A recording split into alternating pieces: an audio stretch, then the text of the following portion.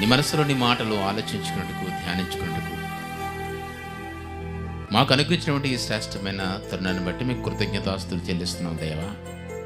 తండ్రి, ఇది నా కూడి వచ్చిన ప్రతి బిడ్డని దీవించండి. నీ విలువైన వాక్కులతో మా హృదయాన్ని తడపండయ్యా.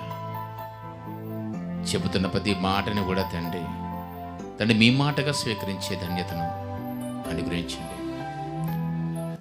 ఈ బిడ్డలందరూ కూడా నీ సన్నిధిలో తండ్రి వచ్చి ఉన్నారయ్యా.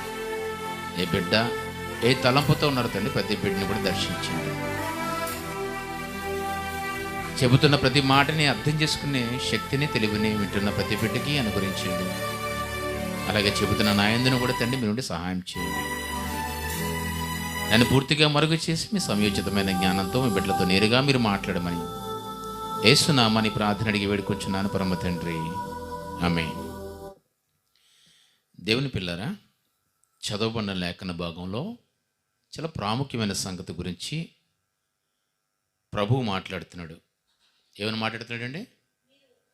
మీరు ఉపవాసం చేసినప్పుడు వేషధారుల వలె దుఃఖముఖముఖలై ఉండకండి అన్నాడండి. ఉపవాసాలు చేస్తున్నారా? చెప్పండి. క్రైస్తులైన సరికి ఉపవాసాలు ఖచ్చితంగా చేస్తాం మనం, అవునా కదా? చెప్పండి. చేస్తాం.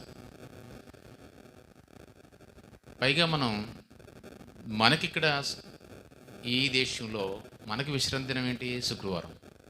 అదే మన మిగతా చోట్లయితే, మన ఇండియా ప్రాంతాల్లో అయితే ఆదివారం. ఈ ఆదివారం కంటే విశ్రాంతి దినం అనుకున్నటువంటి ప్రత్యేకత చాలా ప్రాముఖ్యమైనది. ప్రత్యేకంగా మనం సిద్ధపరచుకుంటాం, అలంకరించుకుంటాం. దాన్ని చాలా ప్రాముఖ్యంగా పరిశుద్ధ దినంగా ఆచరిస్తుంటాం.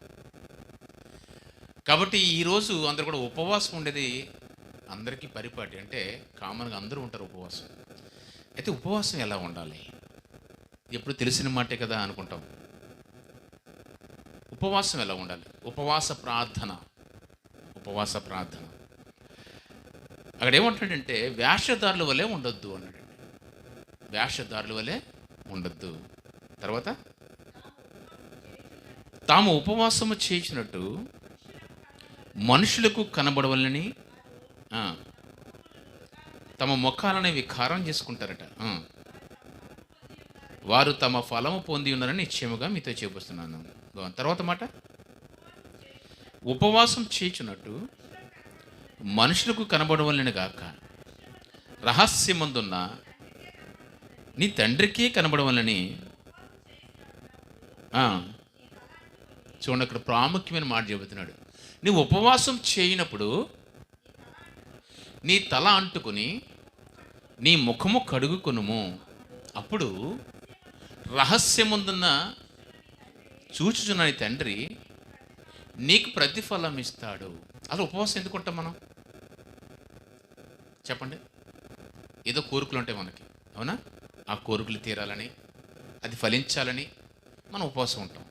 సర్వసాధారణంగా ఫలిస్తున్నాయా? మీరు ఉపవాసం ఉన్నప్పుడు ఫలిస్తున్నాయా? చెప్పండి. సమాధానం వస్తున్నాయా?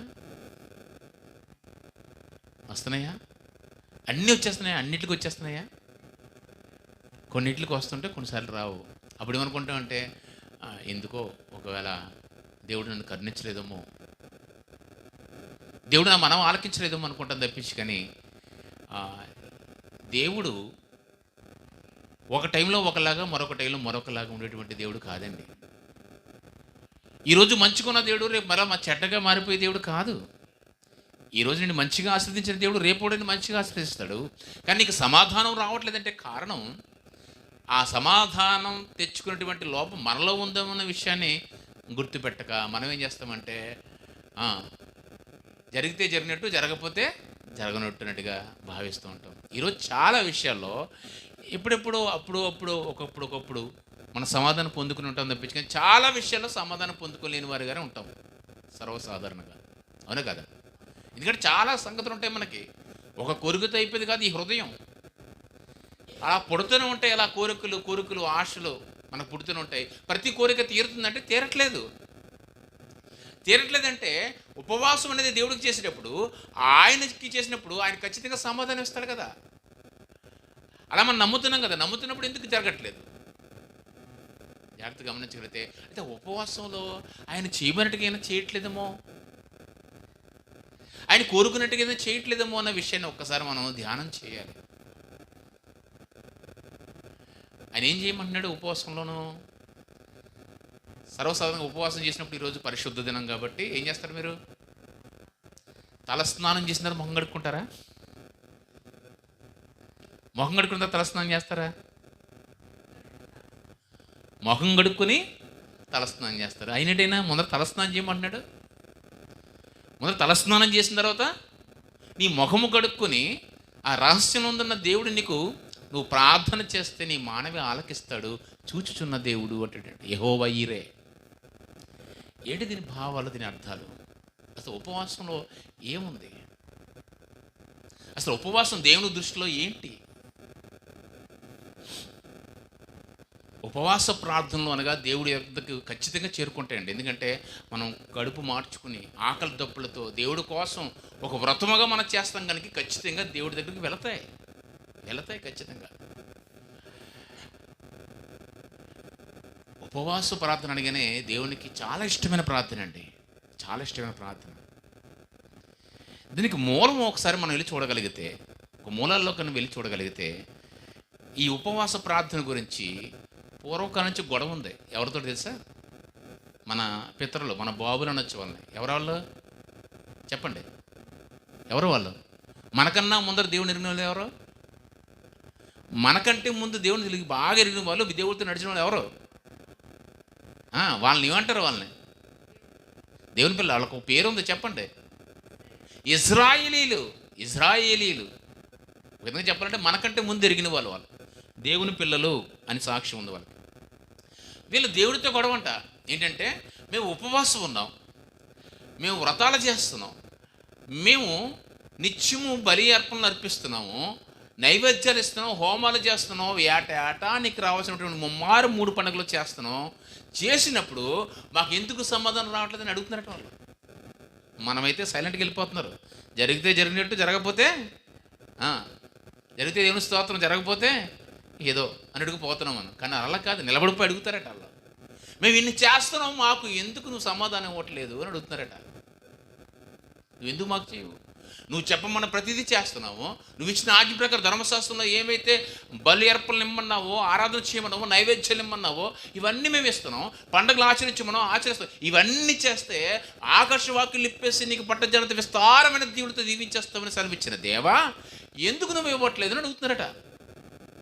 అడుగుతుంటే ఇప్పుడు దేవుడు చెప్తున్నాడు తన మనసులో మాట. ఒకసారి యెషయా గ్రంథంలోకి వెళ్దాం. 58వ అధ్యాయము. యెషయా గ్రంథము 58వ అధ్యాయము 3వ వచనం చదువుదాం. మేము ఉపవాసం ఉండగా నువ్వెందుకు చూడట్లేదు మమ్మల్ని? చూడండి ఎలా అడుగుతున్నారో. ఇలా మీరు ఎప్పుడు అడిగారా?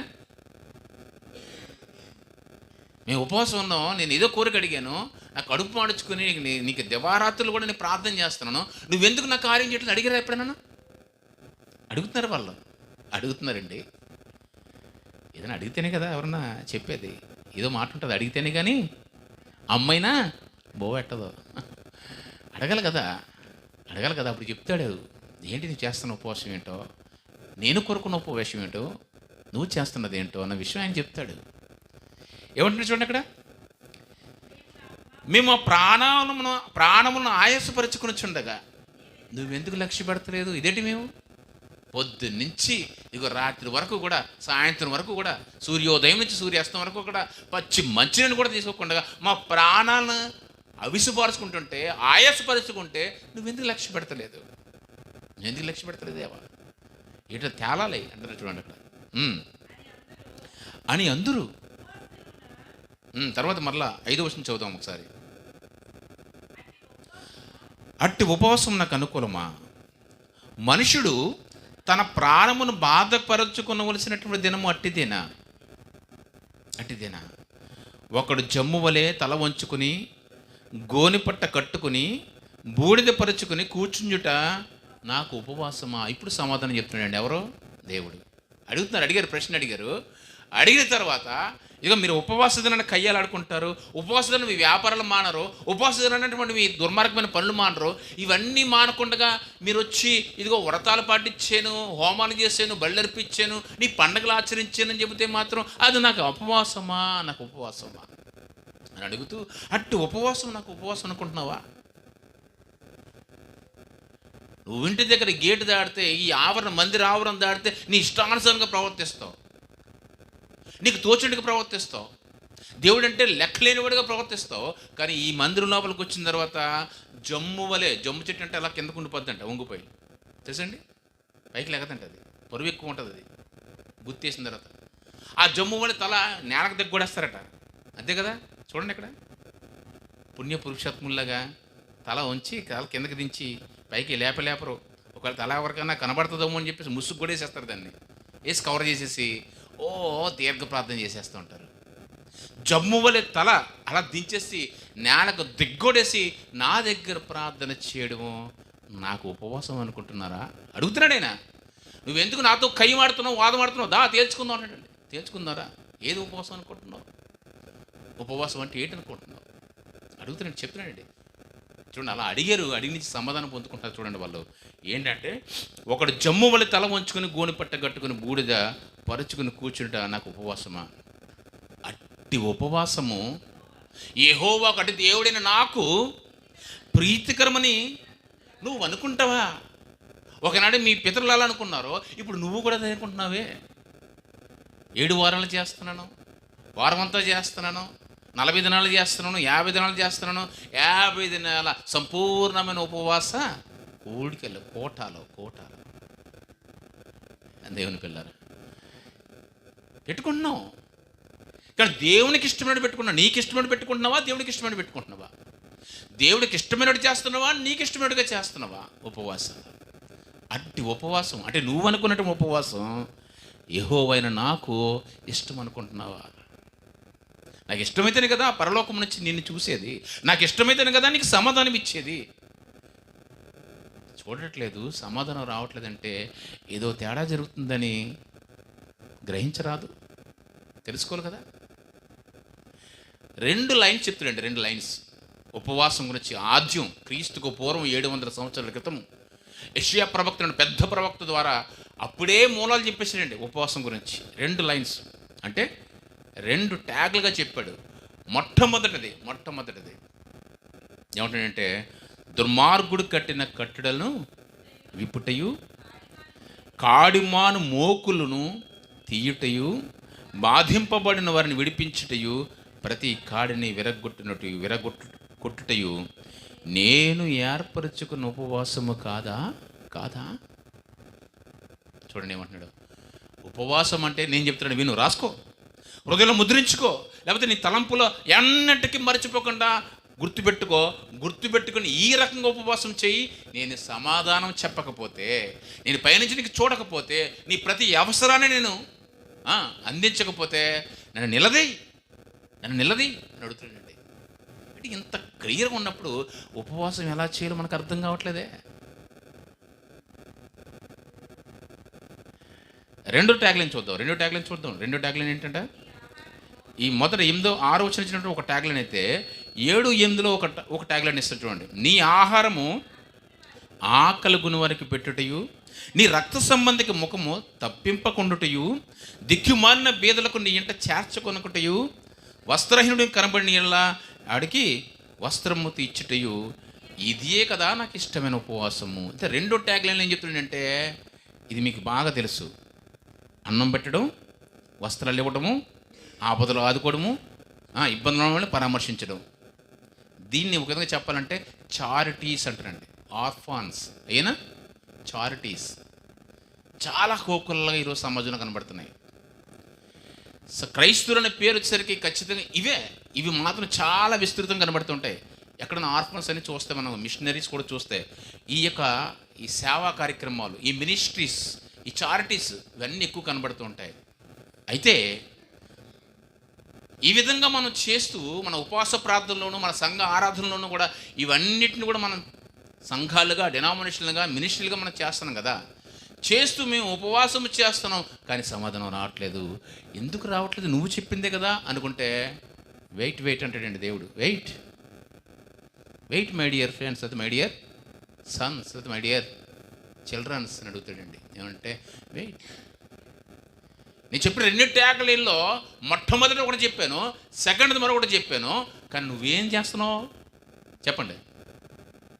సెకండ్ దాని మీద ఎక్కువ మమకారము, సెకండ్ దాని మీద ఎక్కువ మక్కువ, సెకండ్ దాని మీద ఎక్కువ ప్రీతి. ఎందుకంటే అందులో నువ్వు కనబడతావు. ఎవరు కనబడతారు? నువ్వు కనబడతావు. ఫస్ట్ దాంట్లో మనం కనపడమండి, అవునా కదా? చెప్పండి. ఫస్ట్ చదవండి ఒకసారి. దుర్మార్గులు కట్టిన కట్లు విప్పుటయు, కాడిమాని మూకులు తీయటయు, బాధింపబడుమాన్ని విడిపించుటయు, ప్రతి కాడిని విరగొట్టుటయు. ఇందులో అంత పెద్ద ఫోకస్ అవ్వం, కానీ ఇందులో మాత్రం సెకండ్ దాంట్లో మాత్రం బాగా ఫోకస్ అవుతావు. సెకండ్ ఏంటంట? నీ ఆహారం ఆకలి వరకు పెట్టు, వస్త్రాలు ఇవ్వు, ఇబ్బందులు ఆదుకో, వాళ్ళకి అవసరాలు తీర్చిన తర్వాత చిన్న ఫోటో క్లిప్ అని ఫోటో తీసుకుంటాం. ఇక ఫేస్బుక్, యూట్యూబ్, వాట్సాప్లో మొత్తం అంతా తిరిగేస్తుంటుంది. ఇది మనం కనబడుతున్నాం. దీనికి ఎక్కువ ఇంట్రెస్ట్. అవసరమైతే కింద మీద పడిపోయి అప్పులు చేసి, లేకపోతే వీళ్ళని దండేసి మొత్తానికి ఈ చాటిస్లకు ఇచ్చి పలానా వాళ్ళు ఇచ్చింది, పలానా వాళ్ళు సహాయం చేసింది అని పెద్ద ఫోటో వేయించుకోవాలి. మొత్తం సోషల్ మీడియా అంతా బోర ఊదించుకోవాలి. హలో, నువ్వు ఉపవాస ప్రార్థన చేసినప్పుడు కానీ, నువ్వు సహాయం చేసినప్పుడు కానీ, నీ ఎదుట వేషధారులు వలె నువ్వు బోర ఊదించుకోవద్దు. ఉపవాసం చేస్తున్నావు, ప్రార్థన చేస్తున్నావు, ప్రార్థన ద్వారా నువ్వు సమకూర్చినటువంటి నీ సహాయం అంతా కూడా ఇస్తున్నావు. మంచిది, చాలా మంచిది, వద్దని కాదు, చెయ్యాలి. కానీ నువ్వు బోరాదు ఉంచుకోనాకి మనుషులకు కనబడవలని వేషధారుల వలె నువ్వు కనబడుతున్నావమ్మా. ఇది నాకు ఇష్టమైన ఉపవాసం అనుకుంటున్నావా? నాకు ఇష్టమైన ఉపవాసం ముందర నువ్వేం చేయాలంటే, ఫస్ట్ ట్యాగ్లైన్ చూడు. ఏనంటే, కాడిమాను మోకులు విప్పుటయు, బంధింపబడివారిని విడిపించుటయు, దుర్మార్గుడు కట్టిన కట్లు విడిపించుటవు. ఇది ప్రాముఖ్యమైనది, ఇది మొదటిది కదా. ఇది చేసి ఆ తర్వాత చూడండి ఎక్కడ ఏమంటాడు, ఇది కదా నాకు ఇష్టమైన ఉపవాసము. అలాగు నువ్వు చేసిన ఎలా నీ వెలుగు వేగు చుక్కవలే ఉండును, ఉదయించును. ఎంత చక్కగా చెప్తుంది చూడండి. నీ వెలుగు, నీ కీర్తి, నీ ప్రకాశము, నీ ఘనత. మనం ఏదనుకుంటామంటే ఒకటి చేసి ఒకటి ఆపేస్తాం, వెలుగు వెలగాలనుకుంటాం. కానీ అది మన వెలుగు, అది దేవుడి వెలుగు కాదు. ఒకవేళ దేవుడే వెలిగిస్తే ఎవ్వరూ ఆర్పలేరు ఆ వెలుగుని, తెలుసండి. దేవుడు కోరుకున్నట్టుగా, దేవుడు చేయమన్నట్టుగా నువ్వు చేస్తే ఆ దేవుడు వెలిగిస్తాడట. ఆ వెలుగు ఇంకెవ్వరు కూడా ఆర్పలేరు. నీ వెలుగు వేగు చుక్కవలె ఉదయించును. తర్వాత స్వస్థత వెంటనే శీఘ్రంగా నీ దగ్గరికి వచ్చును. నీ నీతి నీ ముందర నడుచును. యెహోవా మహిమ నీ సైన్యపు వెనకటి భాగం వల్లే కావలి ఉండును. ప్రతి విషయంలో కావలి ఉండును. ఈరోజు మనకు కావలి లేదు, మనకు సమాధానం లేదు, ఆయన నుంచి మనకు స్వరం వినబట్టలేదంటే కారణం ఆయన చేస్తున్న ఉపవాస ప్రార్థనలు కానీ, లేకపోతే ఆయన ఆరాధనలు కానీ నీకు ఇష్టం వచ్చినట్టుగా చేస్తున్నావేమో ఒకసారి గమనించుకో సోదరి. ఆ తర్వాత అంటున్నాడు, ఇదిగో నువ్వు ఇలాగ చేసి నన్ను అడిగితే, నన్ను నిలబెడితే అంటాడు, ఇదిగో నేను ఉన్నానంటాడు. చూడండి అక్కడ. అప్పుడు నీవు పిలువగా యెహోవా ఉత్తరమిచ్చును, నీవు మొరపెట్టగా ఆయన నేను ఉన్నాను అని చెప్పండి. కదా, నేనున్నాను అంటాడట. ఇదిగో నేనున్నాను అంటాడట. ప్రార్థన అనగానే దేవుడిని పిలవడం, దేవుడితో మాట్లాడడం. కానీ దేవుడు మాట్లాడట్లేదంటే దేవుడు చూడట్లేదంట. అంటే అర్థం ఏంటి? మనకిష్టం వచ్చినట్టుగా మనం చేస్తున్నాం. ఇదిగో మా యెహోవా నేను ఉన్నాను, నేను చూస్తున్నాను అంటే అప్పుడు ఎప్పుడంట ఆయన చెప్పినట్టుగా చేస్తే నేనున్నాను, నా దగ్గర నుంచి పిలుపు సమాధానం శీఘ్రముగా వెంటనే వస్తున్నాడండి. ఏం చేస్తున్నాం మనం ఉపవాసాల్లో? అదే మత్తయి సువార్త 6వ అధ్యాయంలో 5-6 వచనంలో ఏముంటుందంటే, ఉపవాసాలు చేస్తున్నప్పుడు, ఉపవాస ప్రార్థన చేస్తున్నప్పుడు, ఇలాంటి చారిటీల ద్వారా మనం చేస్తున్నప్పుడు అక్కడ చాలా చక్కగా మాట్లాడారు ఒక మాట. ఏమంటే చూడండి, నువ్వు చేస్తున్న ధర్మం గురించి మాట్లాడతాడు అక్కడ. 6వ అధ్యాయము చదవండి. 2వ వచనమా? కావున నీవు ధర్మము చేయనప్పుడు మనుషుల వలన ఘనత నొందవలనని వేషధారుల వలె సమాజ మందిరులను వీధులను చేయులాగన నీ ముందర నీవు బోర ఊదింపవద్దు. ఏమనండి బోర అంటే ఏంటండి? గొప్పలో అదేనా? బోర ఊదించొద్దు, బోర ఊదించొద్దు. రండి, కయ్య మాడతారా నాతోటి? వాదిస్తారా? రండి రండి తీర్చుకుందాం. మీరు అడుగుతున్నారు కదా, నేను ఉపవాసం ఉంటున్నాం కానీ మాకు ఎందుకు సమాధానం ఉంటే అడుగుతాను కదా, రండి చెప్తాను మీకు. మీరు చేస్తున్నటువంటి ఉపవాస ప్రార్థనలు కానీ, మామూలు ప్రార్థనలు కానీ, ఆరాధనలు కానీ, ఎలాగుంటే మీరు చేసిన ధర్మాలు కానీ, సహాయ కార్యక్రమాలు కానీ, ఇదిగో ఎందుకున్నాయంటే మీ గొప్పలు చూపించుకోవడానికి చేస్తున్నారు. మనుషులకు కనబడాలని, జనాలకు కనబడాలని, జనం అందరిలో కూడా మీరు ఎత్తుగా ఉండాలని మీరు కోరుకుంటున్నారు. బోర ఓదించుకుంటున్నారు తెలుసండి. ఆ తర్వాత మరొక మాట మాట్లాడి చూడండి. నీవైతే నీ ధర్మము రహస్యముగా నుండి మైమత్తము నీ కుడి చెయ్యి చేయనది నీ ఎడమ చేతికి తెలియకుండా ఉండవలను. అట్లయితే రహస్యమందు నీ తండ్రి నీకు ప్రతిఫలం ఇచ్చును. అక్కడేమంటున్నాడు? నువ్వు ఇలాగొచ్చేసి నన్ను అడిగితే వెంటనే శీఘ్రముగా నేను చూస్తాను, నేను ఉన్నానని సెలవిస్తాను. ప్రతి ఆశీర్వాదము, ప్రతి స్వస్థత నీ దగ్గరికి శీఘ్రంగా వస్తుందన్నాడండి ఇక్కడ. కానీ ఇక్కడ మనం ఏం చేస్తున్నామంటే చూడండి, నీ కుడి చేతితో ధర్మం చేస్తే ఏమంటాడు? ఎడమ చేతికి తెలియకూడదు. గమనించండి, శరీరంలో 2 అవయవాలు కదా, రెండు చేతులు కదా. ఈ చేతికి చిన్న పిన్ని గుచ్చుకుందనుకోండి, ఈ చేతికి స్పర్శ తెలుస్తుంది కదా, తెలుస్తుంది కదా. ప్రతి అవయవం కూడా, కాళ్ళకి చిన్న పిన్ని గుచ్చుకుంటే కళ్ళ నీళ్ళు వస్తాయి అంటే ఎక్కడి నుంచి ఎక్కడికి కనెక్షన్ చూడండి. తెలియకుండా ఉంటుంది చెప్పండి, తెలియకుండా ఉంటుందా? ఉండదు కదా. మరి అలా అంటే ఏంటైనా నీ కుడి చేతి ఎడమ చేతికి చేయకూడదు అంటే అర్థం ఏంటి? అని చేతుల గురించి మాట్లాడుతున్నాడా? మీరందరూ క్రీస్తు సంఘం అయితే ఆ సంఘంలో మీరందరూ ఎవరంట చెప్పండి? క్రీస్తు శరీరం అయితే ఆ శరీరంలో మీరందరూ ఎవరంట? అవయవాలు అంటే ఎడమ చెయ్య ఒక అవయవం, కుడి చెయ్య ఒక అవయవం. ఇప్పుడు చెప్పండి, ఇప్పుడు మీరు ధర్మం చేస్తున్నప్పుడు, సహాయం చేస్తున్నప్పుడు కుడి చేతితో చేస్తే ఎడమ చెయ్యికి తిరగకూడదు అంటే అర్థం ఏంటి? అవుతుంది అలాగా? పెద్ద ఎక్స్ట్రా వేయండి బాబు. ప్యాన్ల మీద కూడా ప్యాన్ల మీద, మెట్ల మీద ఏంటి, ఒక డిబ్బి ఇస్తే డిబ్బి పేరు కూడా డిబ్బి కొనిచ్చారంటే ఎవరో మా తాత. పేర్లు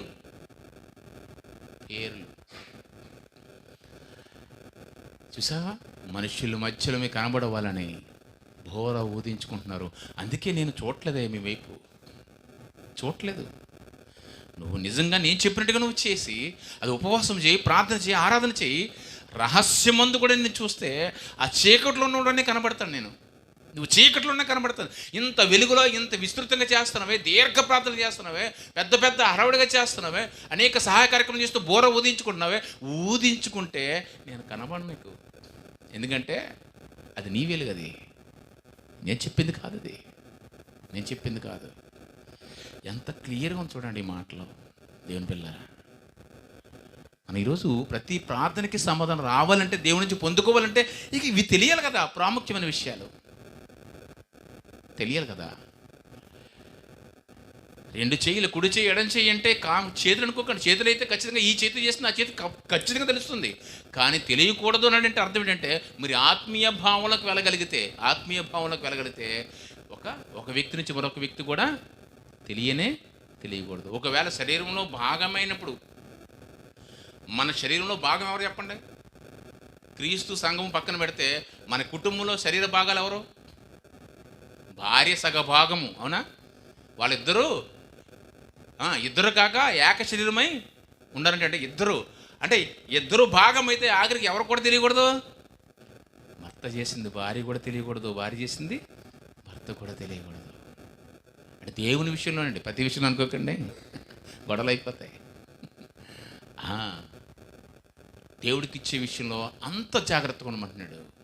ఎంత జాగ్రత్తగా ఉంటే పరమున్న దేవుడు నిన్ను చూస్తాడయ్యా. నువ్వు అడిగిన వెంటనే సమాధానం పలుకుతాడు. నేను ఉన్నాను, ఇదిగో నేను ఉన్నాను, నీ తోడుగా ఉన్నాను, నీ వెనకలే కావలిగా నేను ఉన్నానండి, కావలిగా ఉన్నాను. అంతకంటే మహాభాగ్యం ఉంది చెప్పండి. ఇప్పుడు వద్దాం, మనం ముఖం కడుక్కుని స్నానం చేస్తాం, కానీ దేవుడు అంటున్నాడు నువ్వు స్నానం చేసి నీ ముఖాన్ని కడుక్కో. మనిషికి బయటికి కనిపించేది వెంట్రుకలా ముఖమా కనబడతాయి చెప్పండి సంఘంలోకి రాగానని? నీ తలను చూస్తారా, నీ ముఖం చూస్తారా చెప్పండి? ముఖమే కదా. నీవు ప్రకాశవంతంగా ఉందా, నీరసంగా ఉందా, ఏడాడిపోయి ఉందా, లేకపోతే అదొక రకమైన ముఖం అదొక రకంగా పెట్టినట్టు ఉందా? ఇవన్నీ ఎక్కడి నుంచి ఎలా చెప్తారు? నీ తల వెంట్రుకల్లో, నీ కాలు గోళ్ళను చూసి చెప్తారా? దేని చూసి చెప్తారు? ముఖాన్ని చూసి చెప్తారు. అదే దేవుడు చెప్తున్నాడు ఏంటంటే తలని అంటుకో, తర్వాత నీ ముఖాన్ని కడుక్కోమంటున్నాడు. ఇదేంటి? అది ఉపవాసం అంటున్నాడు. అలాంటి ఉపవాసం చేస్తే దేవుడు నేను చూస్తాడు అంటున్నాడండి, చూస్తాడు. చీకట్లో ఉన్న సరే కనబడుతూ ఉంటున్నాడండి. చీకట్లో ముఖం కనబడుతుంది చెప్పండి? చీకట్లో ముఖం కనబడుతుందా? కనబడుతుంది. కానీ చీకట్లో ఆయన కనబడుతుందట. ఎప్పుడు ఆయన చెప్పినట్టుగా చేస్తే. ఇక్కడ తల అంటుకోవడం అంటే ఇక్కడ కుడి చేయి ఎడం చేయనిది ఎలాగైతే చేతులు కావో, నీ తల అంటుకుని నీ ముఖం కడుక్కునే అర్థం ఏంటంటే, తల దేనితో అంటుకోవాలి అంటే, నీ తలస్నానం దేనితో చేయాలంటే, ఇదిగో ఆయన చెప్పిన మాటల ప్రకారము నువ్వేం చేయాలంటే తల పోసుకోవాలి. తల పోసుకోవడం మాటలు వింటారు కదా మీరు, అంటే గుర్తించుకోవడం అంతేనా? తల పోసుకోవడం అంటే తల ఉంచుకోవడం. కానీ ఇక్కడి భావాలు ఏమిటంటే మీరు జాగ్రత్తగా గమనించండి దేవుని పిల్లరా. మనం చేస్తున్నటువంటి ఈ సహాయ కార్యక్రమాల విషయంలో, ప్రార్థనలు అయితే, ఆరాధనలు అయితేనేమి, దేవుని స్తుతించే విషయంలో అయితేనేమి, ఏమండి ఇవన్నీ విషయాల్లో కూడా మనమే దేవుడికి ఏదో చేస్తున్నట్టుగా మనం ఊహించుకుంటాం కదా, భ్రమపడుతున్నాం కదా. దేవుడు అంటున్నాడు మొట్టమొదటిగా చేయవలసినటువంటి మూలోపదేశం మనకు చెప్పింది ఏంటంటే, దుర్మార్గులు కట్టిన కట్లు విప్పుటయు, కాడిమాను మోకులు తీయుటయు, తర్వాత ప్రతి కాడిని విరగొట్టుటయు, బంధింపుబాడిని విడిపించుటయు. ఇది కదా నేను నేర్పించుకున్న మొట్టమొదటి ఉపవాసం అండి, మొట్టమొదటి ఉపవాసం. అసలు ఇవి ఏంటి చెప్పండి ఒకసారి? దీనికి ఏమైనా అర్థం ఉందా? దీనికి ఈ మాటలకైనా అర్థం ఉందా? ఆహారం పెట్టమన్నా, వస్త్రం పెట్టమన్నా, సహాయం చేయడమన్నా, ఇదేదో మనకి అన్ని క్లియర్ అర్థమైపోద్ది, చెవులకి వెంటనే ఎక్కిపోద్ది. ఇదేంటి ఇలా ఉంటాడు? ఇదేంటిది? ఇవేంటి చెప్పండి? ఇవి దుర్మార్గుడు ఎవడో చెప్పండి? ఈ ప్రపంచమే దుర్మార్గుడు ఎవరండి? సాతాను, అపవాదిగాడు కట్టిన కట్లు. వాడు ఎలా కడతారు కట్లు? ఉపవాసం అంటే ఏంటో కాదు. 7 వారాలు లైన్గా ప్రార్థన, ఉపవాసం ఉండు. ఆ 7 వారాలు అయిపోయిన 50 రోజులు ఎదురుకురా, ప్రార్థన చేస్తాను, ఖచ్చితంగా నీకు దేవుడు ఏం చేస్తాడు? దీవించేస్తాడు. అంతే, వచ్చేసి నీకు అనుకున్నది సాధించేస్తావు రా అంటాడు. అంతే, నువ్వేం కోరుకున్నావు అదంతగా నెరవేర్చిపోద్ది అంటాడు. ఇది దేవుడు చెప్పిందండి. అక్కడ అలా చెప్పాడు దేవుడు. దేవుడు చెప్పింది ఎలా ఉంది? ఆయన చెప్పింది వేరేగా ఉంది. ఇక్కడ చెప్పింది ఎవరో? అది అయ్యగారే, అది సేవకులే. కానీ సేవకుడు కాదు, మరో సేవకుడైనా. ఎవరైనా అడుగో, వాడు కట్టిన కట్లు, వాడు పెట్టిన ఆచారాలు, వాడు పెట్టిన పద్ధతులు దేవుడికి వ్యతిరేకంగా ఉంటాయి. కానీ ఆ కట్టులోనే ఉండిపోతాం మనం. ఇగో ఇన్ని వారాలు ఉపవాసమే కార్యం జరుగుతుంది. కార్యం జరుగుతుందా? దేవుడు చెప్పినట్టు చేయాలి, జరుగుతుంది. కానీ దేవుడు అనుకున్నట్టుగా చేయాలి. నువ్వు అనుకున్నట్టుగా, మీ అయ్యగారు చెప్పినట్టుగానో, అలా అన్నయ్య గారు చెప్పినట్టుగా కాదు. ఏమండి? దేవుడు చెప్పినట్టుగా చేస్తే. అందుకంటే ఒక చోట మన జాగ్రత్త చూడగలిగితే, అపోస్తులు అందరూనంట చాలా స్పీడ్గా సువార్త చేస్తున్నారంట. సువార్త చేస్తూ ఉంటే ఒకడు వచ్చాడంట. ఆ వీధిలోనంట, ఆ ప్రాంతంలో సమరయ్య అనే ప్రాంతం, చాలా పెద్ద ప్రాంతం, పెద్ద సిటీ, మెగా సిటీ. ఆ ప్రాంతంలో ఒకడు గారడివాడు అంటే గారడివాడు. ఆ గారడివాడు ఏం చేస్తాడంట? ఆడు చిన్న మ్యాజిక్లు చేస్తాడంట. ఇలాంటివే 7 వారాలు చేయండి, లేకపోతే మీరు ఒక 10,000 ఇచ్చి ఒక టీవీ స్పాన్సర్ చేయండి. మీ ఒక్క టీవీ స్పాన్సరింగ్ చేస్తే ఏమవుద్దంట? మీకు ఉద్యోగం వచ్చేస్తుంది, నీకు పెళ్ళి అయిపోతుంది, మీ అప్పులు తీరిపోతుంది. లేదంటే ఇగో ఇంత ఇచ్చి చూడు, ఇదిగో నీకు ఈ కార్యం జరిగిపోద్ది అని కొన్ని జిమ్మిక్లు, మ్యాజిక్లు చేస్తారంట, గాడీలు చేస్తారంట ఒక ఆయన. ఇదేంటి లావాదేవీ వ్యాపారం అంటే దేవుడి దగ్గర ఇస్తే అది చేస్తాం. నీకు ఇది ఇస్తే 10 రూపాయలు పెట్టు, ₹1,00,000 లాటరీ తగులుతుందని చెప్పడానికి ఏదైనా లాటరీయా దేవుడి సంఘం అంటే, దేవుడి సన్నిధి అంటే? అలాంటి గాడిలు పడిపోయారండి చాలామంది. ఎవరంట? ఒకరు కాదు, ఇద్దరు కాదు, ముగ్గురు కాదు. చిన్నవాడి దగ్గర నుంచి పెద్దవాడి వరకు, కొద్దివాడి దగ్గర నుంచి ఉన్నతమైన వాడి గురించి అందరూ వాడు మాయలో పడిపోయారంట. ఈ రోజు కూడా క్రైస్తవ సమాజం అలాంటి మాయలోనే పడిపోతుంది. ఆరాధన అంటే ఏంటో తెలియదు, ఉపవాసం అంటే ఏంటో తెలియదు, దేవుని ఎలా స్తుతించాలో తెలుసు, దేవునికి ఎలా ప్రార్థన చేయాలో తెలుసు, ఉపవాసం ఎలాగో చేయాలో తెలియదు, దేవుని దగ్గర నుంచి సమాధానం ఎలా పొందుకోవాలో అసలే తెలియదు. చూడండి అసలు 8వ అధ్యాయము అపోస్తుల కార్యములు 8వ అధ్యాయము 9వ మాట చూద్దాం ఒకసారి.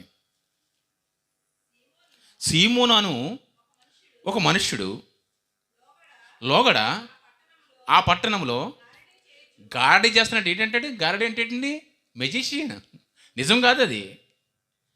నిజం అంటే రియాలిటీ, అది నిజం, అది సత్యం ప్రకటిస్తాడు. కానీ గారడీలు చేస్తాడు. గారడీ చేస్తున్నాడు సీమోను. చెప్పండి. గొప్పవాడని చెప్పుకుంటాడట. సమరయ జనులను విభ్రాంతి పరుస్తున్నాడు. అంటే మైమర్పించేస్తున్నాడు. ఈరోజు క్రైస్తవ సంఘాల్లో ఆ మ్యూజిక్, ఆ యొక్క స్ట్రింగ్స్, తర్వాత రకమైన ఒక దూపలాగా ఒకటి కేకలు, గల్లంతులు, గంతులు ఇవన్నీ చేయడం వల్ల మైమరిచిపోతూ ఉంటారు. అసలు నేను ఇలా చేసేనా అనిపిస్తుంటుంది కొంతమందికి. నేను ఇలాగే ఆడినా, ఇలాగే గెంతేనా అనుకుంటాం మనం. అలా మైమరిపించేస్తున్నారట కొంతమంది మైమరిపించేస్తున్నారట. విభ్రాంతి చెందిస్తున్నారట. కొద్దివాడి మొదలుకొని గొప్పవాడి వరకు అందరూ దేవుని మహాశక్తి అనబడిన వాడు ఇతడే అబ్బా స్వస్థత వరాలు కలిగినటువంటి గొప్ప దైవ జనుడు వచ్చేసాడండి మా వీధిలోకి, లేదా మా ఏరియాలోకి, మా సంఘంలోకి. అయితే ఇండియా దేశం నుంచి అంతర్జాతీయ జాతీయ ప్రాంతాల నుంచి తీసుకొచ్చేసారు. ఒక మహా అద్భుత వరాలు చేసేటువంటి దైవజనుడు తీసుకొచ్చేసారు అని ఇలాగే ఇప్పటిలాగే అప్పుడు కూడా ఒక గారడి కూడా వచ్చాడట. రాగానే మన వాళ్ళు వెళ్ళారు. ఎవరు? అపోస్తులు. వెళ్ళి చెడుగుడు ఆడేసారు వాడిని. చెడుగుడు వాడేస్తే బుర్ర పాడైపోయింది. నా అబద్ధం, నా యొక్క ఈ గారడి ఇంకా చల్లదనుకుని ఏం చేశాడంటే, వీళ్ళు చేస్తున్న అద్భుత కార్యములు, నిజమైన దేవుని సన్నిధి, దేవుని ప్రసన్నత, దేవుని యొక్క అనుభవం ఎన్ని కనబరుస్తుంటే బెంబెలెత్తిపోయాడు. ఏం చేశాడంటే, ఇదిగో మీలాంటి వరము, మీలాంటి శక్తి, అది రియాలిటీ కాబట్టి అది నాకు ఎవరా అని చెప్పేసి డబ్బులు ఇచ్చి బేరమాడుతున్నాడట. నాకు ఎవరా అని అడుగుతున్నాడట. అలాగానే అప్పుడు అంటున్నాడు పేతురు గారు అతని వైపు చూస్తూ తిడుతూ, 23వ వచనం చూడండి. 23వ వచనం. నీవు ఘోర దుష్టత్వంలోను, చూడండి, ఘోరమైన దుష్టత్వంలోను దుర్నీతి బంధకాలను ఉన్నట్టు నాకు కనబడుచున్నదని చెప్పాను. చూడండి ఏమనంట, నువ్వు ఘోర దుష్టత్వం అంటే అపవాది యొక్క బంధకాల్లో ఉన్నమాట. దుర్నీతి కానీ దుష్టత్వం కానీ ఘోరం గెలిపాడంటే ఎవడంటే వీడు, ఎవడ ప్రేరేపణ అంటే ఎవరిది? అపవాది ప్రేరేపణ. ఆడు ఎవరి బంధకాలు ఉన్నాయట? దుర్నీతి బంధకాలు, అంటే అపవాది బంధకాల్లో ఉన్నట్టు నాకు కనబడుచున్నది. మేమేం చేయలేము, నీ గురించి ప్రార్థన అయితే చేస్తావు, నువ్వు కూడా ప్రార్థన చేసుకోక ప్రభువు నిన్నేనా గద్దించి శిక్షించి క్షమించినమో మాకైతే తెలియదంటారండి. ఏ బంధకాలు ఉన్నారో మొత్తం వాడు అపవాది బంధకాలు ఉన్నాడు. వీడు అపవాది బంధకాలు ఉన్నది కాకుండా కొద్దివారి కాదు, పెద్దవారి వరకు, చిన్నవాడి నుంచి పెద్దవారి వరకు అందరినీ అలా విభ్రాంతి చేస్తూ అదే బంధకాల్లో ఉంచేసాడంటే వీడు ఏ కట్లు కట్టాడు? వీడు దేవుని కట్లు కాదు, వీడి సొంత కట్లు, వీడు ధనార్జన కోసం వేసినటువంటి కొన్ని మూఢ ఆచారాలు పెట్టేశాడు. వీళ్ళు వెళ్ళారు, అది విప్పారు, ఆ జనం దగ్గర విప్పారు. వాడు కూడా నీకు అవకాశం ఉంటే నీకు కూడా దేవుణ్ణి క్షమిస్తాడు, వేడుకో అన్నారండి. విప్పుతడం లేదా? కట్లు విప్పారు లేదు? చెప్పండి. నేను ఏర్పరచుకున్న ఉపవాసం ఏంటి తెలుసా? ఒకడు జమ్ము బలి తల వంచుకుని నేలకు దిగ్గొట్టి కూడా నాకు ఉపవాసం అనుకుంటున్నావా? ఇదిగో దుర్మార్గుడు కట్టిన కట్లను బంధకాల నుంచి విడిపించుట అన్నాడు. దుర్మార్గుడు అంటే దుష్టుడు కట్టినటువంటి బంధకాల నుంచి విడిపించాలి అన్నాడు. విడిపించాలి. అలాగే కట్లను కూడా అన్నాడు. కట్లు ఏంటంటే దేనివల్ల విడిపించారు వీళ్ళు? దేవుని నిజమైన యథార్థమైన సువార్త, దేవుడు కోరుకున్న మనసులోని భావాలను ఆ రోజు యెషయాలో కానీ, ఇర్మియాలో కానీ, పాత నిబంధన చరిత్రలో కానీ, లేదా కొత్త నిబంధనలో యేసు చెప్పిన మాటలో కానీ దేవుడికి వాస్తవమైన ఉద్దేశాలు ఏంటో, ఆయన మనస్సు ఏంటో ప్రస్ఫుటంగా ప్రకటిస్తూ ఉంటే తేట తెల్లమైపోతుంది. ఇలాంటి దుర్మార్గమైన కట్టులన్నీ కూడా తెగిపోతున్నాయి. దేనివల్ల అంటే సువార్త ప్రకటించారని ఉంటుందండి. అక్కడ ఏముంటుంది? అక్కడ వాళ్ళు సువార్త ప్రకటించే వల్ల ఆ సమరయులందరూ కూడా ఆ అపోస్తులను వెంబడించారు అని ఉంటుందని వెంబడించారు. వాక్యము ప్రకటించడం వల్ల. యేసుక్రీస్తు వారు స్వయంగా మరొక చోట ఏమంటాడంటే, ఇదిగో విశ్రాంతి దినాన ఎవ్వరు కూడా ఏ పని చేయకూడదు. చేస్తే ఏమవుతుంది చెప్పండి? విశ్రాంతి, యూదులు పరిశుద్ధులను విశ్రాంతి దినాన్ని అంటే శనివారం నాడు విశ్రాంతి దినాన్ని ఏదైనా పని చేసినా, ఏదైనా స్వస్థత చేసినా, ఏమి చేసినా సరే కానీ ఏమవుద్దంటే వాడికి మరణశిక్ష. దేంతో? రాళ్ళతో కూడా చనిపోయాలి. స్వస్థత కూడా చేయకూడదు, అద్భుతం కూడా చేయకూడదు, ఒక పనే చేయకూడదండి, ఒక పనే చేయకూడదు. ఆఖరికి నీళ్ళు కూడా తాగరు వాళ్ళు. అర్థమవుతుందా? అలాంటి కట్లు, అలాంటి మూఢాచారాలు అదే దేవుడు కోరుకుంటుంది. అది దేవుడు కట్టడది. ఒకరోజు నడువు వంగిపోతున్నటువంటి స్త్రీని ఏం చేస్తాడు? బాలికని బాగు చేస్తాడు. బాగు చేస్తే అప్పుడు అంటాడు,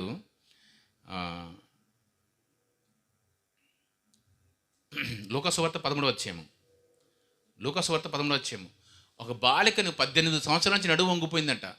వంగిపోయిన ఒక బాలికను ఆ రోజు వచ్చింది ప్రభు దగ్గరికి. ప్రభు జాలి కనికరం కలిగిన వాడు కదండి. వెంటనే తన నడువుని బాగు చేశాడు. తీరా అది చూస్తే ఏ దినం అంటది? విశ్రాంతి దినం. విశ్రాంతి దినాన్ని ఎందుకు చేస్తావు? అది పాపం, అది శాపం, మా ధర్మశాస్త్రానికి వ్యతిరేకము, దేవుడికి విరుద్ధము, నువ్వు దేవునికి వ్యతిరేకమైన పనులు చేస్తున్నావు ఏంటి అని దేవుణ్ణి నిలదీసేస్తున్నారట. ఆ పక్కన వాళ్ళని కూడా ప్రభుని నిందిస్తున్నారు. ఆ స్వస్థత పొందిన వాడిని కూడా వాళ్ళ తల్లిదండ్రులు పిలుచుకొచ్చి పంచాయతీ పెడుతున్నారట. నీకు స్వస్థత పొందడానికి ఇంకా 6 దినాలు ఉండగా ఈ విశ్రాంతి దినాన్ని ఎందుకు పొందాలి? నువ్వు, నీకు బుర్ర లేదా, నీకు బుద్ధి లేదా, నువ్వు యూదుడు కాదా, ఇజ్రాయేలు కాదా అనేసి కుటుంబాన్ని తిట్టేస్తున్నారట. తిట్టేస్తుంటే అప్పుడు ప్రభు అంటున్నాడు, ఏమయ్యా, స్వస్థత పొందడానికి దినం అడ్డొచ్చిందా మీకు? దేవుడి నుంచి మేలు పొందుకోవడానికి పలానా దినమే కావాలా మీకు? ఆ దినాన్ని చెయ్యి తాకదా? ఇలాంటి కట్టులేంటయ్యా, ఇలాంటి సంప్రదాయాలు ఏంటి? ఇది దేవుడి మనస్సా? ఇది దేవుని ఉద్దేశమా? మనందరం సృష్టించిన సృష్టికర్త ఉద్దేశాలు ఇవేనంటారా? మీకేమైనా అర్థమవుతుందా అని ఆయన మాట్లాడుతున్న వేదన చూడండి అక్కడ ఉంటుందో. ఇదిగో 18 సంవత్సరముల ఏళ్ల నుంచి సాతాను బంధించినటువంటి అబ్రహాము కుమార్తె అయిన ఈమెను విశ్రాంతి దినమందు ఈ కట్ల నుంచి విడిపించ తగదా? స్వస్థత పొందడానికి దినం ఏంటయ్యా? ఇలాంటి ఆచారాలు, మూర్ఖ సంప్రదాయాలు, మూఢాచారాలు ఆ రోజు ఇజ్రాయేల్లో పరివేసుకుపోయి ఈరోజు క్రైస్తవ సమాజంలో కూడా ఇలా చేస్తే దేవుడు వింటాడు, అలా చేస్తే దేవుడు వింటాడు, నువ్వు ఇలా ఉపవాసం ఉంటే దేవుడు వింటాడు, నువ్వు ఇది ఇస్తే దేవుడు ఇచ్చేస్తాడు, లేకపోతే నువ్వు ఈ పని చేస్తే నీకు దేవుడు ఇది ఇచ్చేస్తాడు అన్నట్టుగా ఏదో రకమైన కొన్ని వాళ్ళకి సంబంధించిన వాళ్ళ స్వలాభం కోసం, వాళ్ళ స్వార్థం కోసం, వాళ్ళ ధనార్జన కోసం రకరకాల కార్యక్రమాలు పెట్టేసి ఈరోజు కొన్ని కట్లు కట్టేశారు. ఒక బంధకాల్లో ఉంచేశారు. ఎవరిని? క్రైస్తవుల్ని. ఇవన్నీ తెగిపోవాలంటే, ఇవన్నీ విప్పాలి అంటే చెప్పండి, మూఢాచారాలు. ఇదిగో దేవుడికి ఇది అర్పించు, ఈ బలి అర్పించు, నీకు ఈ కార్యం జరుగుతుంది, ఈ నైవేద్యం అర్పించు, ఇది కార్యం జరుగుతుంది. ఇది లేదంటే యెరూషలేము యాత్ర చేయి, సంవత్సరంలో కల్లా ఒకసారి నువ్వు యాత్ర చేయాలి, యాత్ర చేయకపోతే నువ్వు పాపివే, నీ పుణ్యం దక్కదు అన్నట్టుగా ఆ పేతురు గారి దగ్గరికి, ఆ యోహాను గారి దగ్గరికి వస్తే అప్పుడు అంటాడు, మన పితరులే కానీ మనము కానీ మోయలేని కాడిని వాళ్ళ మీద పెట్టొద్దు అంటాడండి. మోయలేని కాడిని, బరువులని పెట్టొద్దని. చూడండి అపోస్తుల కార్యం 15వ అధ్యాయము 10వ వచనం. అపోస్తుల కార్యాలు 15వ అధ్యాయము 10వ వచనం. కనుక మన పితరులైనను మనమైనను మోయలేని కాడిని శిష్యులు మెడ మీద పెట్టి మీరు ఎందుకయ్యా దేవుని శోధిస్తారు? చూడండి అపోస్తులు మాట్లాడుతున్నారండి. దేవుని మనసెరిగిన వాళ్ళు, నిజమైన మనసును గ్రహించిన వాళ్ళు, ఇదిగో మన పితరులైనను మా వాళ్ళైనను నిజంగా దేవుడికి అనుకూలంగా నడిచినటువంటి భక్తులు ఎవరైనా సరే వాళ్ళ మోయలేని కాడిని, బరువులను వీళ్ళ మీద ఎందుకై పెడతావు? వాళ్ళ నిరుపేదలు, కొంతమంది సామర్థ్యం లేనివారు, శక్తి లేనివారు. అలాంటి వాళ్ళు నువ్వు యెరూషలేము యాత్ర చేయాలంటే వాళ్ళని ఖర్చుతో కూడుకున్న పని, గొర్రెలు ఇవ్వాలంటే చాలా ఖర్చుతో కూడుకున్న పని, నైవేద్యం అంటే వాళ్ళని ఖర్చుతో కూడుకున్న పని, లేనిపోని పెట్టి వాళ్ళ ఇల్లు పొలంలో అమ్మేసుకుని ఈరోజు కూడా చూడండి, ఈరోజు కూడా కొంతమంది మాయ మాటలకి ఏం చేస్తారంటే మెల్లో తాళిబుట్లు కూడా అమ్మేస్తున్నారు, తెలుసండి, ఇచ్చేస్తున్నారు ఇది కార్యం జరుగుతుందని. అయితే పొలాలు అమ్మేసి వాళ్ళకున్న ఆ ఇల్లుని అమ్మేసి దేవుడికి ఆ దైవజనుడికి ఆ సంఘానికి ఇచ్చేస్తే ఇది అయిపోతుందని చెప్పేసి అలా ఇచ్చేస్తున్నారు. ఇలా మాయబట్టి విభ్రాంతి చేసి ఏదో ఒక రకంగా ధనార్జన చేసుకుంటున్నారు. మోయలేని కాడిలు మనం కానీ మన పితరులు కానీ మన దేవుడు పెట్టలేనటువంటి కాడిని బలవంతంగా ఎందుకు పెడుతున్నారు? చూడండి, రక్షణ పొందడానికి ఇదేనే మార్గము. తర్వాత మాట, ప్రభువైన యేసు కృపచేత మన రక్షణ పొందుదామని నమ్ముచున్నాము కదా. ఆయన కృప, ఆయన కనికరం చేత మనం రక్షణ పొందుతున్నామయ్యా. నేను చెప్పినట్టుగా ఆయన నడుచుకున్నట్టుగా నడుచుకుని ఆయన ముందు మోకరించి నువ్వు నిజంగా ఆయన చెప్పినట్టుగా నడిస్తే ఇంకేం కావాలి, అంతకంటే గొప్ప భాగ్యం ఉంది. ఆయన దగ్గర మనం ఆ ఉచితంగా రక్షణ పొందుకుంటున్నాం కదా.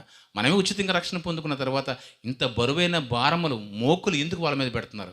ఇప్పుడు చదవండి యెషయా గ్రంథంలో మొట్టమొదటి ఆయన ట్యాగ్ లైన్, మొట్టమొదటి ఆయనకి ఇష్టమైన ఉపవాసం, మొట్టమొదటి లైన్లో ఉన్నటువంటి ఉపవాసం ఏంటి చూడండి. అక్కడ ఏముంది? యెషయా గ్రంథము 58వ అధ్యాయము 6వ మాట, దుర్మార్గులు కట్టిన కట్లు విప్పుటయో. చూడండి, కట్లు ఎక్కడ కట్టాడు? విశ్రాంతి దినాచారం అని సంప్రదాయం ఆచారం అని పెట్టి కట్లు కట్టాడు. అది విప్పాలి. విప్పేశాడు యేసుక్రీస్తు వారు. తర్వాత కాడిమాని మోకులు తీయటయో. ఇదిగో మనము కానీ మన పితరులు కానీ దేవుడు నమ్ముకున్న బిడ్డలు కానీ మోయలేని బరువంటి ఈ ఆచారాల్లో పెట్టి ఎందుకయ్యా బాధిస్తారు? వద్దు. రక్షణ మనం ఉచితంగానే పొందుకున్నాం, ఉచితంగానే ప్రకటిద్దాం. అలాంటి బరువులు పెట్టకండి. తర్వాత బంధింపబడిన వారిని విడిపించుటయు. బంధింపబడిన వారిని విడిపించుటయు. ఇదిగో సాతాను మహఘోరమైన దుష్టత్వంతో నువ్వు కూడా బంధింపబడి ఉన్నావు. అలాగే నిన్ను నమ్ముతున్న వారిని, కొద్దివారినే కానీ పెద్దవారిని కానీ అందరినీ కూడా ఆ బంధకాలు ఉంచవు. దుర్మార్గుడా, దుష్టుడా, నీకు క్షమాపణ లేదు.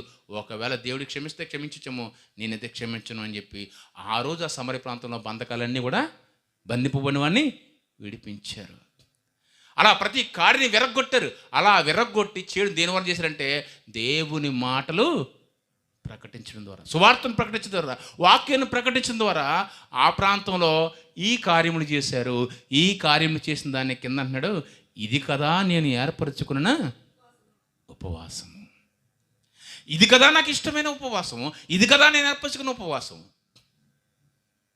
దేని ద్వారా అంటే సువార్తను ప్రకటించిన, వాక్యాన్ని ప్రకటించిన ద్వారా అజ్ఞానాచారాలు, చీకటి కోణాలు, చీకటి బంధకాలు, సాతాను వలలో ఉచ్చులన్నీ కూడా తెగిపోతున్నాయి.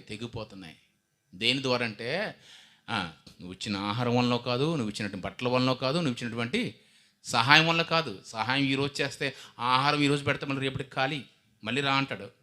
వస్త్రం ఈరోజు ఇస్తే మళ్ళీ చిరుగుపోద్ది, 10 రోజుల తర్వాత మళ్ళీ ఏ వస్తావు అంటాడు. కానీ ఈ కట్ల నుంచి ఒకసారి ఇప్పితే, వాడి మనోనేత్రాలు ఒకసారి తెరిపిస్తే, వాడికి బంధకాల నుంచి ఒకసారి విడిపిస్తే, ఇక ఎన్నటికీ మరలా వాడి జోలికి వెళ్ళడు, సంపూర్ణమైన రక్షణలోకి వెళ్తాడు. ఆ తర్వాత నువ్వు ఎప్పుడైతే రక్షణలోకి వచ్చావో, సంపూర్ణంగా ఈ బంధకాల నుంచి విడిపించావో, అప్పుడు నువ్వు అడగకున్నా సరే ఆహారాన్ని పంచిపెడతాడు, అడగకపోయినా వస్త్రాన్ని పంచిపెడతాడు, అడగకపోయినా ఎదుటివారిని పరామర్శిస్తాడు. అవునా కదా చెప్పండి? కానీ మొదట చేయవలసింది మనం చేయక రెండో దాన్ని ఎక్కువగా ఇంపార్టెన్స్ చేస్తున్నాం. తెలుసండి, ఆయన కూడా అదే మాట్లాడతాడు. నువ్వు తల పూసకు ముందర నువ్వు నీ తలను అంటుకో, ఆ తర్వాత ముఖాన్ని కడుక్కో. నీ ముఖం చిరాగ్గా ఉందామో, నీ ముఖం దేవుడు చూసేటంతగా వెలుగుమయంగా లేదు. ఎందుకంటే నీ లోక సంబంధమైన కార్యముల ద్వారా, నువ్వు అనుకున్నట్టు కార్యం ద్వారా, నువ్వు అనుకున్నటువంటి ప్రార్థన, నువ్వు అనుకున్నటువంటి ఉపవాసం ద్వారా నువ్వు కనబడుతున్నావు. కానీ అది నాకు నచ్చట్లేదు, ముఖం బాగాలేదు. నువ్వు తల అంటుకో. దేంతో అంటుకోనంటే వాక్యముతో. చెప్పండి, వాక్యముతో. అలా చెప్పాలి, వాక్యముతో ఉదక స్నానము చేయాలన్న మాట ఒక చోట ఉంటుంది, తెలిసింది మీకు? ఎక్కడ? వాక్యముతో ఉదక స్నానము చేయాలి. ఆ వాక్యంతో తలపోసుకుంటే అపోస్తులు, ఆ సువార్థికులు అందరూ కూడా ఏం చేశారంటే వాక్యాన్ని జల్లారు. ఆ వాక్యం జల్లగానే అజ్ఞానాచారాలన్నీ కూడా తల మీద ఏ మురుకుందో మొత్తం అంతా కొట్టుకుపోయిన తర్వాత అప్పుడు ముఖాన్ని ప్రభు కనబరుచుకునేలాగా తుడుచుకుంటే, నువ్వు చీకట్లో ఉన్నా, నీకు అడ్డుగా చంద్రుడు లేకపోయినా, నీకు అడ్డుగా ఏదో మా చీకటి వచ్చేసిన సరేని దేవుడు నీ ముఖాన్ని వెలుగుగా ఆయనకి కనబడుతుంది. నువ్వు కోరిన ప్రతి ప్రార్థన, ప్రతి విన్నపం కూడా ఆయనకి వినపడుతుంది. ఇంకా చాలా విషయాలు ఉన్నాయి, సమయం లేదు కనుక విషయం చెప్తాను. అదేవిధంగా ఇలాంటి చారిటీలు, ధర్మాలు, సహా కార్యక్రమాలు, మనుషుల మధ్యలో మెప్పు పొందేటువంటి ఈ కార్యక్రమాల పట్ల మక్కువ కలిగి, ఎవరో చెప్పినటువంటి విషయాల మీద బాగా మక్కువ కలిగిపోయి ఇలాంటి కార్యక్రమాలు చేసేస్తున్నట్టు ఒక ఆయన, ఎవరో బైబిల్ గ్రంథంలో ఎవరంటే కొర్నేలి అనే ఒక శతాధిపతి 100 మందికి సైనికులకి అధిపతి. అలాంటి కొర్నేలి అనేటువంటి ఇటలీ పట్టణంలో గొప్ప పేరుగాంచినవాడు. అతను ఏంటంటే అతను బాగా ప్రార్థన పరుడట, బాగా సహా కార్యక్రమం చేస్తాడట, బాగా ధర్మ కార్యక్రమాలు చేస్తాడట. కానీ ఎలా చేస్తాడంటే మనం చేసినట్టుగా చేస్తుంటాడు. పాపం మనసులో ఆ ఉద్దేశం లేకపోవచ్చేమో, కానీ ఆటోమేటిక్గా బయట అందరూ అలా చేస్తున్నాడు. కానీ మనసును గ్రహించినటువంటి దేవుడు ఏంటంటే సడన్గానే 3 గంటల టైంలో ఉపవాసం ఉండి ప్రార్థన చేస్తుంటే, ఇప్పుడు కొర్నేలి నేను వచ్చాను. నీ మనసును చూశాడు దేవుడు, నీ విన్నాడు.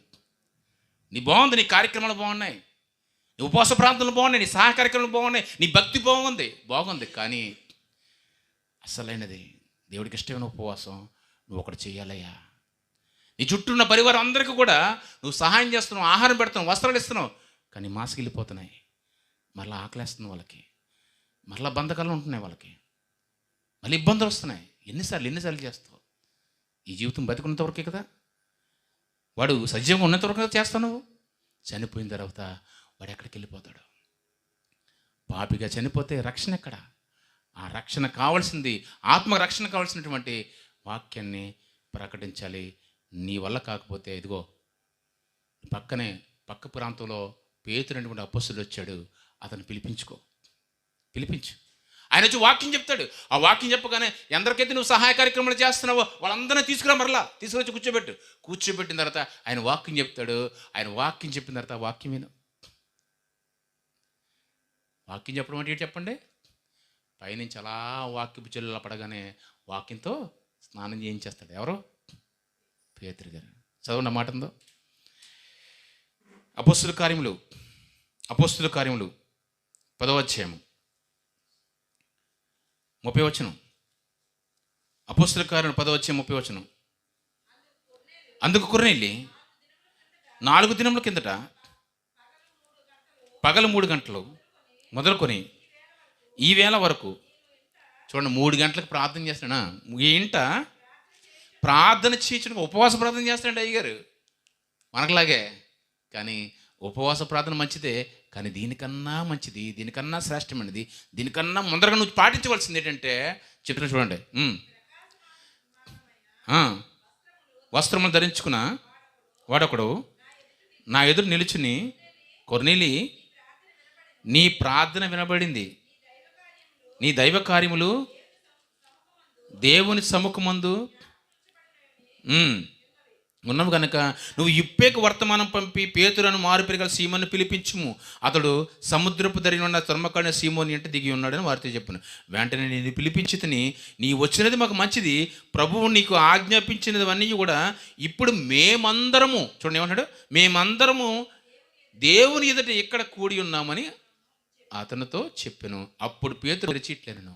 చూడండి, ఎవరైతే సహాయ కార్యక్రమం చేస్తున్నారో అందరూ కూడా పిలిపించాడట. రండి, దేవుడు నాకు వర్తమానం పంపించాడు, ఏదో చెప్పబోతున్నాడు, రండి, దేవుడు మనల్ని ప్రేమించి ఏదో చేయబోతున్నాడు చెప్పగానే ఈ విషయం అంతా మన పేతురు గారు చెప్పాడు. ఎందుకు నన్ను పిలిపించావా అంటే, ఇగో దేవుడు నాకు దర్శనం ద్వారా ఇలా చెప్పాడు, నేను తీసుకురమ్మన్నాడు. నువ్వేదో చెప్తావంట కదా, ఏం చెప్తావు? స్నానం చేపిస్తానండి. ఏం చెప్తాడైనా? స్నానం ఏందేంతోటి? వాక్యపు చెల్లెళ్ళతో.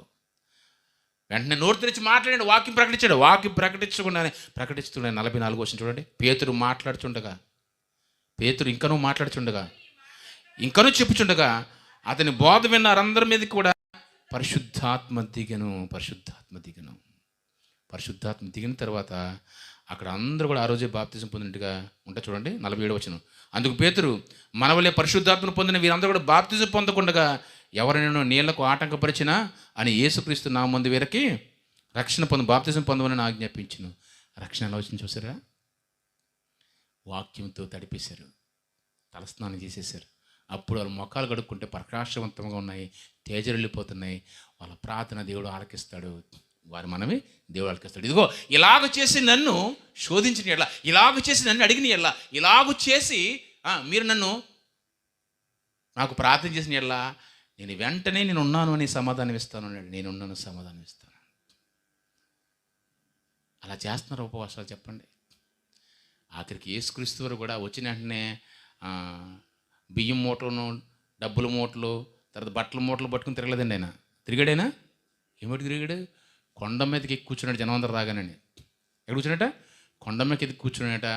నోరు తెరిచి పేతురు గారిలాగే మాట్లాడి పొద్దుటి నుంచి సాయంత్రం వరకు నిరాకంటంగా అలా మాట్లాడుతూ పరలోక రాజ్యము మర్మములు 5, 6, 7 అధ్యాయాలు. మత్తయి సువార్త తెలుసుకండి మీకు. మత్తయి సువార్త కొండ మీద ప్రసంగం 5, 6, 7 అధ్యాయాలు సుదీర్ఘంగా ప్రకటించిన తర్వాత అప్పుడు సాయంత్రం అయిపోయిన తర్వాత పిలుచులు అంటున్నారట, అయ్యా పొద్దు కుంగిపోయింది. ఇదేమో అరణ్య ప్రాంతము. కొండ అంటే అరణ్య ప్రాంతం కదా. ఇంటికి వెళ్ళాక చాలా దూరం వెళ్ళాలి. అక్కడికి వెళ్ళిన తర్వాత సరుకులు ఉంటాయి ఉండవు, కట్టేస్తారు కొట్లేనని. వాళ్ళు ఏం తింటారు అనగానే అప్పుడు ఆలోచిస్తున్నాడట ఏమని, వాళ్ళకి ఆకలి ఉందని. అప్పుడు దాకా ఆకలి గురించి ఏం పట్టించుకోలేదు, బలహీనత గురించి ఏం పట్టించుకోలేదు, వాళ్ళకి ఏమి అవసరం ఉంది పట్టించుకోలేదు. మొట్టమొదటిగా అవసరం ఏంటంటే వాక్యము. ఈ అజ్ఞానాచరణ నుంచి వాళ్ళని విడుదల కలిగించాలంటే దేవునికి శ్రేష్టమైన వాక్యము, దేవుని మనస్సు ఏంటో తెలియాలి, దేవుని ఉద్దేశాలు ఏంటో సరిగ్గా తెలియాలి. ఎందుకంటే ఈ సమాజం అంతా అనేకమైన దుర్మార్గమైన ఆచారాలతో, బంధకాలతో, కట్లతో కలిసిపోయింది. అది విడిపించాలి. అది విడిపించిన తర్వాత వాళ్ళని చూసి జారిపడిన తర్వాత ప్రభు అంటాడు, 14 అధ్యాయం ఉంటుంది మత్తయి సువార్తలో అండి, ఆయన ఏంటంటే వాళ్ళకి ఆకలి అప్పుడు తీర్చాడు. 5 రొట్టెలు 2 చేపలని అక్కడ ఉన్న 5,000 మందికి 5 మంది పంచాడండి. మొట్టమొదటిగా ఆహారం పంచాడు. వాళ్ళకి ఏం చెప్పాడండి? ఏం పంచాడు? వాక్యంతో తలస్నానం చేయించాడు. వాక్యంతో తలస్నానం చేయించిన తర్వాత శరీర అవసరాలు తీర్చాడు. అందుకే ఈ ఉపవాసం గురించి ముఖ్యమైన మూలోపదేశాలు యెషయా గ్రంథంలో మూలాలు మనకు వెళ్తే మొట్టమొదటిగా సువార్త గురించి, దేవుని వాక్యం ప్రకటించాలి, వాక్యంతో స్నానం చేయించాలి. ఆ తర్వాత ఈ శరీర అవసరమైన చారిటీలు, సహాయ కార్యక్రమం, ధర్మ కార్యక్రమం, అది కూడా దేవుడు చెప్పినట్టుగా. ఎలాగంటే నువ్వు అనుకున్నట్టుగా కాదు. ఎలాగా? ఈ చేయికి తెస్తే ఈ చేయికి తిరగకూడదు అంటే పక్కవాడు కూడా, కనీసం నీ భార్య కూడా, నీ భర్త కూడా తెలియకుండా నువ్వు దేవునికి సహాయాన్ని అందించాలి. ఇది కదా నీ కోరుకున్నది. ఇలా చేసినప్పుడు నీ వాకిట వెలుగు వేగు చుక్కవలే ఉదిస్తుందయ్యా. ఇలా చేస్తారు ఉపవాసాలు. ఇలా చేయండి. ఎవరో చెప్పి 7 వారాలని, 50 వారాలని, 40 దినాలని, లేకపోతే ఎవరో మన అయ్యగారి సంఘంలోకి, ఇది కాదు. దేవుడు చెప్పినట్టుగా చేస్తే మొట్టమొదటిగా వాక్యంతో స్నానం చేసుకుని, వాక్యంతో ఉదక స్నానం చేసుకుని, ఈ బంధకాల నుంచి విడుదల పొందుకొని, అప్పుడు మనం ఎప్పుడైతే ఈ కార్యక్రమం చేయొద్దని కదండి, చారిటీస్ కూడా చేయొచ్చు. కానీ కేవలం మన మక్కువ, మన తలంపు, మన ఆశ కూడా వీటి మీద ఉండకూడదు. ఎందుకంటే ఇవైతే బాగా ఫోకస్ అవుతామని చాలామంది ఇవే చేస్తున్నారు. తప్పు. ఇది కూడా భ్రమ, ఇదొక కట్టు, ఇదొక బంధకం, ఇదొక కట్టు. ఇది తెంచుకొని దేవుడు కోరినట్టుగా, దేవుడు చేయమన్నట్టుగా మనం ఉపవాసాలు చేస్తే దేవుడు ప్రతి ఒక్కదాన్ని కూడా సమాధానం ఇస్తాడు. నీ వెంట కావలిగా ఆయన ఉంటాడంట.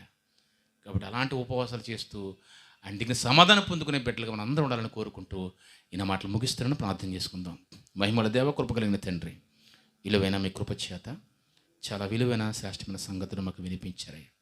అవును తండ్రి, నీ బిడ్డలుగా తండ్రి మేము నీతో ఎలా మాట్లాడో తెలియదు తండ్రి, నీకు ఎలా ప్రార్థన చేయాలి తండ్రి, నీ దగ్గర మా హృదయాల్ని, మా జీవితాల్ని, మా శరీరాన్ని ఎలా దుఃఖపరచుకోవడం సరిగ్గా మాకు అర్థం కాదు తండ్రి.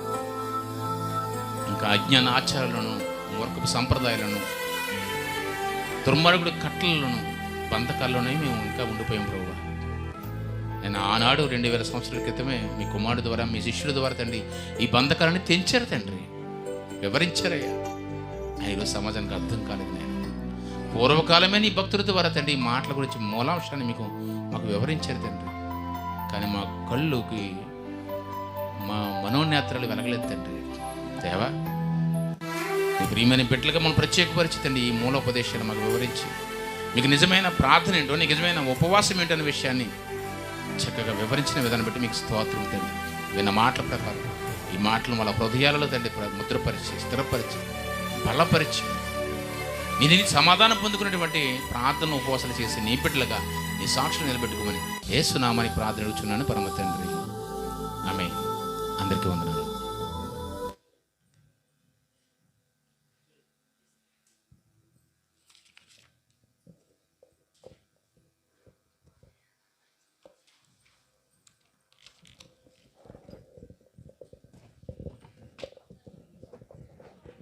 దేవునికి స్తోత్రం అండి. చాలా విలువైన సందేశాన్ని వినిపించిన అన్నయ్య గారికి ప్రభు, అలాగే ఓపికగా ఉన్న మీ అందరికి కూడా ప్రభు పేరు వందనాలు. విన్నారు కదండి, నిజమైన ఉపవాసం ఏంటో మనం ఈరోజు దేవుని దాసుని ద్వారా విన్నాం. మనం ఇప్పటి వరకు విన్నాము ఉపవాసాల గురించి. మనం ఈ కొత్త నూతన సంవత్సరంలో విన్న ఉపవాసం గురించి మనం గుర్తుంచుకుని సంవత్సరం అంతం వరకు కూడా ఆ ఉపవాసంలో ఉంటే మనం దేవుని కార్యాలు పొందుకుంటాం. ఆయన మన యందు ఉంటాడు, మనము ఆయన యందు ఉండాలి. అందుకే నేను ఉన్నానని